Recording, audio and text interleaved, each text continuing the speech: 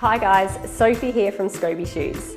Regular polishing is super important to prolong the life of your leathers. Skobi leathers are incredibly supple and soft, and they're designed that way for maximal comfort, but as such they can scuff. Not only will polishing restore the pigment of your leather, but it will also impart shine and create a nice waxy protective layer.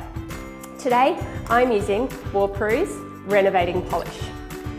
It's completely safe, water soluble and free of any solvents and harsh chemicals. The process is super easy and should take no more than a minute for each shoe. Simply grab an old cloth, dab it into the renovating polish and apply to the scuffed areas. Then give it a really good polish in a circular motion across the entire shoe.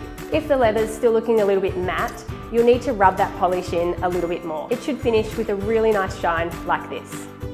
For more info, jump on our leather care page or check out Skobi's live chat.